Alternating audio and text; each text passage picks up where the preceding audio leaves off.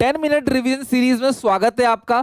10 minute के अंदर मैं आपको मैनेजमेंट चैप्टर पूरा का पूरा ऑल इंपॉर्टेंट कीवर्ड्स के साथ अच्छे से रिवीजन कराऊंगा। और ये सीरीज बहुत इंपॉर्टेंट है उन बच्चों के लिए जिन्होंने पूरा चैप्टर पढ़ रखा है और वो क्विकली चैप्टर को रिकैप करना चाहते हैं। तो 10 मिनट बैठना ढंग से और एक एक करके पूरा का पूरा कॉन्सेप्ट हर एक चीज टच करेंगे और अच्छे से पूरा का पूरा रिवीजन करेंगे। तो स्टार्ट करते हैं अपने पहले चैप्टर से, मैनेजमेंट नेचर सिग्निफिकेंस।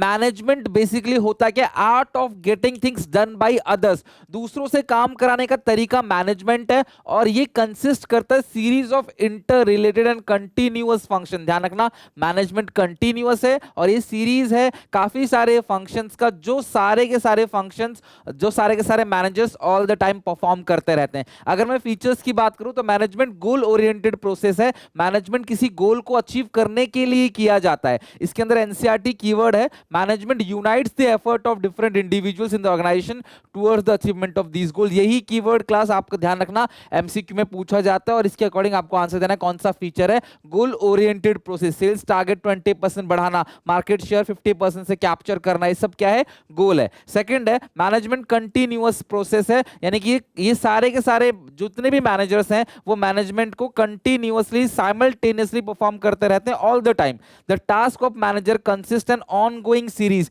ये ऑनगोइंग है, वन टाइम टास्क है, नेवर एंडिंग प्रोसेस है, इसको बोलते हैं कंटिन्यूअस।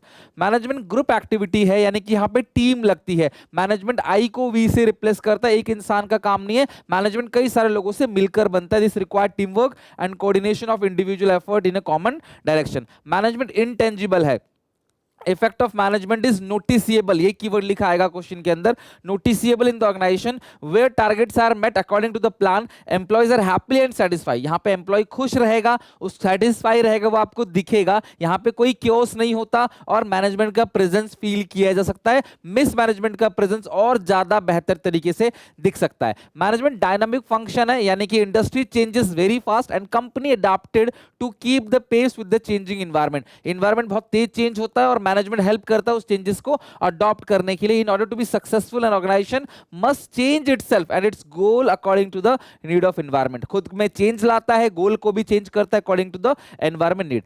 मैनेजमेंट पर्वेसिव है, छोटी कंपनी बड़ी company, profit making not for profit making, economic social political, हर कंपनी को, पेट्रोल पंप हो चाहे हॉस्पिटल चाहे घर चाहे स्कूल, ये यूनिवर्सल फेनोमेनन है, हर जगह मैनेजमेंट की जरूरत पड़ती है। मैनेजमेंट को होल वर्ल्ड यूज करता है। मैनेजमेंट एक मल्टी डायमेंशन प्रोसेस है, इसके अंदर 3 डायमेंशंस आते हैं, management of work, management of people, management of operation. Work के अंदर आता है प्लानिंग, ऑर्गेनाइजिंग, कंट्रोलिंग। ये ट्रांसलेट करता है work in terms of goal to be achieve and assign the means to achieve it. यही सेम लाइन पेपर में लिखी जाती है। बताओ क्लास ये कौन सा है, मैनेजमेंट ऑफ वर्क है, आपका काम उस पर आप फोकस करो। दूसरा एचआर, सबसे इंपॉर्टेंट एसेट्स है किसी बिजनेस के, तो एचआर के ऊपर फोकस करना, एम्प्लॉयज के ऊपर फोकस करना, पीपल। इसके अंदर आता है स्टाफिंग और डायरेक्टिंग। मैनेजमेंट के 5 फंक्शंस होते हैं, प्लानिंग, ऑर्गेनाइजिंग, स्टाफिंग, डायरेक्टिंग और कंट्रोलिंग। स्टाफिंग और डायरेक्टिंग आता है किसके अंदर, मैनेजमेंट ऑफ पीपल के अंदर। The task of management is to make people work toward the achievement of organisation goal by making their strength effective and weaknesses irrelevant. आपके strength पे काम किया जाएगा, वीकनेसेस को इग्नोर किया जाएगा। मैनेजमेंट ऑफ ऑपरेशन के अंदर प्रोडक्शन, परचेज, सेल आता है, इनपुट को आउटपुट में कन्वर्ट करना मैनेजमेंट ऑपरेशन है। ये दोनों का मिक्स है, तो ये 3 डायमेंशन में मैनेजमेंट काम करता है। मैनेजमेंट के 3 ऑब्जेक्टिव होते हैं, ऑर्गेनाइजेशनल ऑब्जेक्टिव, सोशल ऑब्जेक्टिव और पर्सनल ऑब्जेक्टिव। ऑर्गेनाइजेशनल ऑब्जेक्टिव के अंदर 3 चीजें आती हैं, सर्वाइवल, प्रॉफिट, ग्रोथ। कंपनी सबसे पहले कंपनी के बारे में सोचेगी, कंपनी कॉस्ट को रिकवर कर ले, that is called survival. Company मुनाफा कमाए, जो कि एक वाइटल इंसेंटिव है जिससे बिजनेस सक्सेसफुली चलता रहेगा, वो प्रॉफिट है। नए नए ब्रांचेस खोलना, अपने बिजनेस एक्टिविटीज को डाइवर्सिफाई करना क्या है, ग्रोथ है।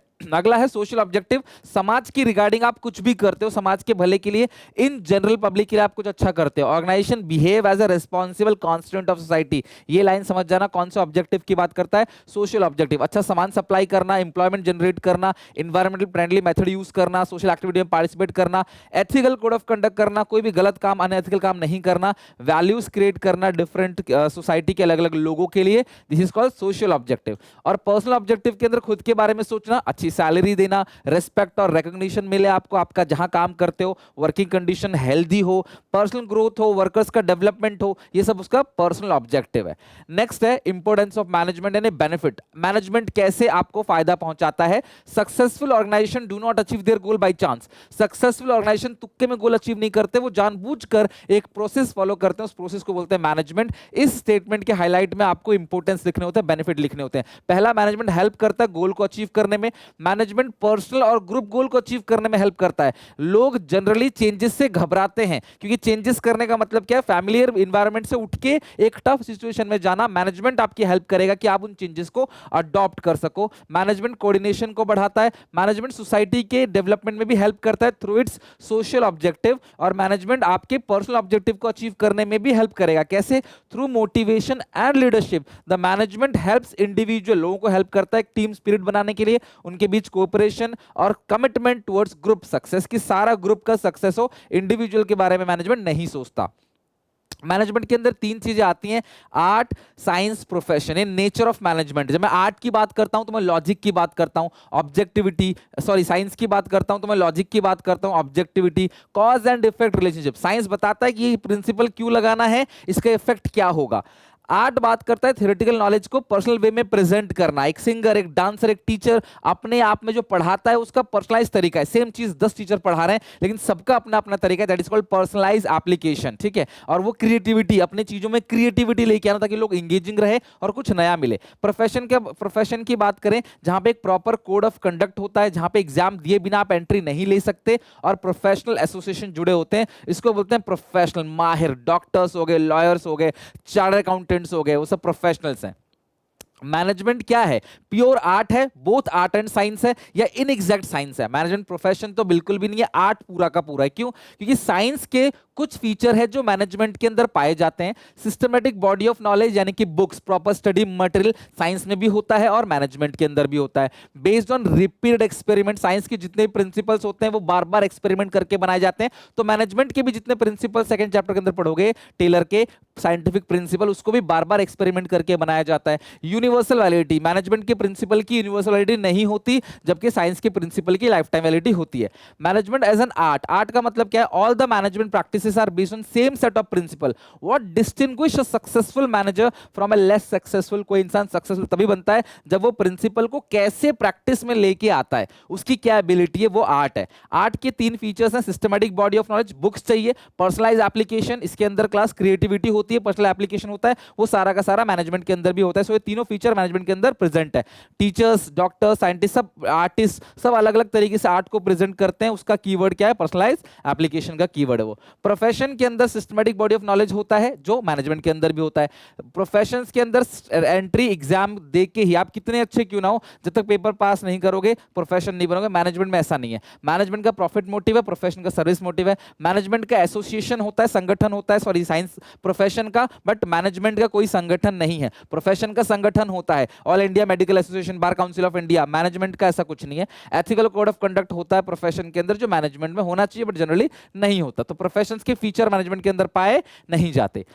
तीन लेवल होते हैं मैनेजमेंट के अंदर, top, middle, lower. Top level पे कौन कौन काम करता है? BODs, chairman, GM, president, vice president, CEO, CFO, chief operating officer, ये टॉप लेवल मैनेजर्स होते हैं, इनके पास ज्यादा पावर होती है। और जो मिडिल लेवल पे होते हैं वो डिपार्टमेंट के हेड होते हैं, generally purchase manager, sales manager, marketing manager, executive officer, plant superintendent, divisional head और डिपार्टमेंट हेड। और लोअर लेवल को ऑपरेशनल लेवल बोलते हैं, फर्स्ट लाइन मैनेजर बोलते हैं इनको। Supervisor, superintendent, foreman, section officer, clerk, sub department executive, these are the top, middle और lower level of management. Top level का जो मेन काम होता है, पता क्या होता है? ऑर्गेनाइजेशन के लिए सारी चीजें अरेंज करना, वेलफेयर और सर्वाइवल की जिम्मेदारी किसकी होती है? Top level. इनका बेसिक काम क्या होता है? Integrate diverse element and coordinate the activity of different department according to the overall objective of organisation. Organisation के ऑब्जेक्टिव के अकॉर्डिंग ये अलग अलग एलिमेंट्स को जोड़ते हैं, अलग अलग डिपार्टमेंट के बीच में कोऑर्डिनेशन लेके आते हैं। सरकार से कनेक्शन बनाने का काम इनका है, सारे रिसोर्सेज का अरेंज करने का काम, पैसा अरेंज करने का काम इनका है। और they are responsible for all the activity of the business for its impact on society,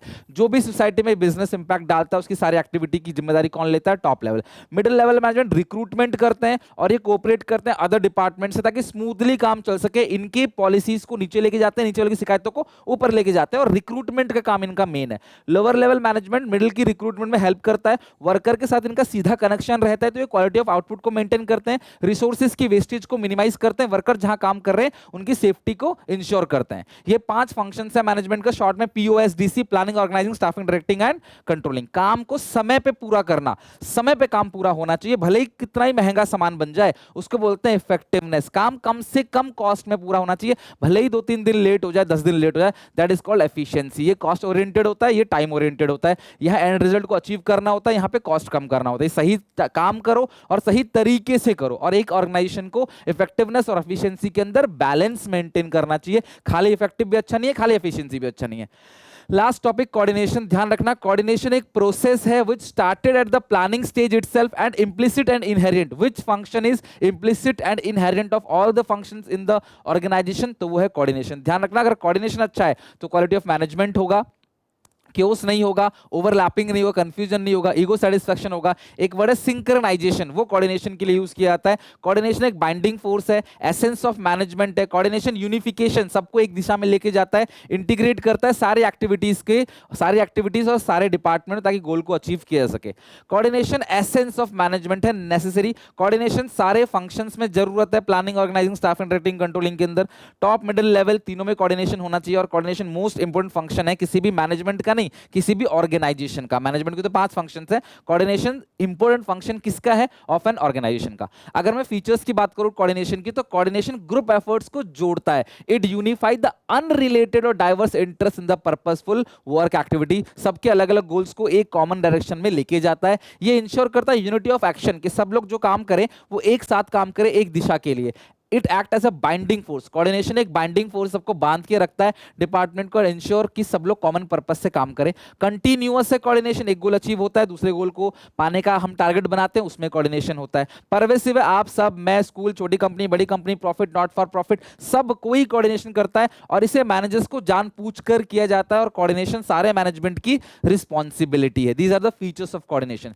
3 importance जो बहुत जरूरी है, ग्रोथ इन साइज, कंपनी का साइज जितना ज्यादा बड़ा होगा कोऑर्डिनेशन की जरूरत उतनी ज्यादा होगी। अलग अलग लोग अलग अलग फंक्शन परफॉर्म कर रहे होते हैं, लेकिन सबका गोल एक ही है, ऑर्गेनाइजेशन के गोल को अचीव करना। स्कूल में 5 टीचर्स हैं, पांचों अलग अलग पढ़ा रहे हैं, बट सबका भविष्य गोल एक ही है कि आपका भविष्य अच्छा हो, आपका लाइफ अच्छा हो, 12th में अच्छा स्कोर आए। तो ये सब लोग अलग अलग काम करते हैं। कोऑर्डिनेशन सबके इंटरेस्ट को एक कॉमन डायरेक्शन में लेके जाता है। कोऑर्डिनेशन स्पेशलाइजेशन में बहुत काम आता है। जो कंपनी में अलग अलग एक्सपर्ट होते हैं ना, सब सोचते हैं हम ही सब कुछ है, जो कर रहे हैं हम कर रहे हैं, हमारी वजह से गोल अचीव हो रहा है, तो सबके अंदर एक ईगो डेवलप हो जाता है। तो कोऑर्डिनेशन हेल्प करता है ईगो सेटिस्फैक्शन के लिए। जितने भी एक्सपर्ट हैं, स्पेशलाइज्ड लोग हैं, उनके ईगो को सेटिस्फाई करने का काम किसका है? कोऑर्डिनेशन का। These are the importance of coordination. इसके साथ ये चैप्टर पूरा का पूरा खत्म। मैंने कोशिश करी कि फटाफट एक क्विक रिवीजन दे दे। जिन बच्चों का चैप्टर अच्छे से रिवाइज हो चुका है वो क्विकली 10 मिनट के अंदर कंप्लीट तरीके से रिवीजन कर सकते हैं। माफ करना, कुछ चैप्टर अच्छे होंगे, मैं डिटेल में समझाऊंगा तो 10 मिनट से ज्यादा भी लग सकता है, बट माफ करना, ठीक है। तो आई होप कैसा लगा मुझे बताओ कमेंट्स में। अच्छा लगा लाइक करो, शेयर करो अपने दोस्तों में। Till then take care, bye bye. मिलते हैं नेक्स्ट चैप्टर के वन शॉट के साथ।